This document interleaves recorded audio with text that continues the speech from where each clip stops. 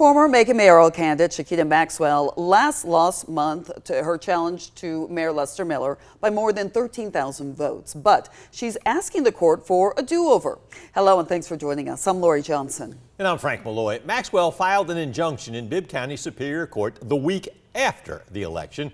She argues the election wasn't secure and that some people with disabilities had a tougher time voting. Anthony Montalto is live outside the Bibb County Courthouse to tell us more about Maxwell's case.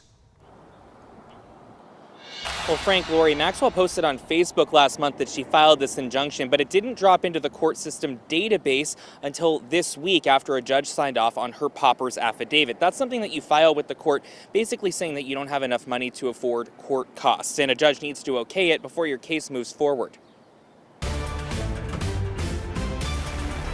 Shekita Maxwell's lawsuit highlights a few problems, like the long walk from the parking lot to the elections office. She argues that could mean it drove people with disabilities away from the polls. But Maxwell also brings up mixed up ballots, like Commission Districts 6 and 9 and House Districts 143 and 145. Bibb County NAACP President Gwinnett Westbrooks called this week for the Board of Elections to make sure ballots are correct. But someone is at fault, and we have to make sure that it doesn't happen again. I'm saying this is a very, we're coming up in an election in November. We have to get it right. On Election Day last month, we asked Election Supervisor Tom Gillen about those problems. He says most of the problems had to do with redistricting.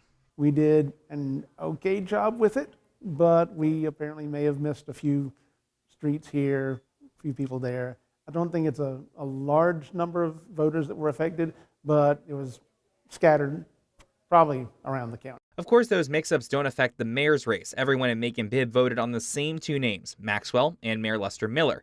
Maxwell also brings up concerns about election security. An apparent cyber attack hit most of Bibb County's computer systems the week before the May 21st election. Miller says the Board of Elections is on a different server from the rest of the county and did not see any major effects. The public safety is running smoothly as ever, and there's absolutely zero concern with the Board of Elections. Now, last week, Tom Gillen with the Board of Elections told me the state is limiting how many computers they can use to report election numbers because of that data breach, but he says they don't have any worries about how those votes are actually recorded. Maxwell is asking for a new election come November. Live in Macon, Anthony Montalto, 13 WMAZ News. Thank you, Anthony. We reached out to Ms. Maxwell, but she declined to comment.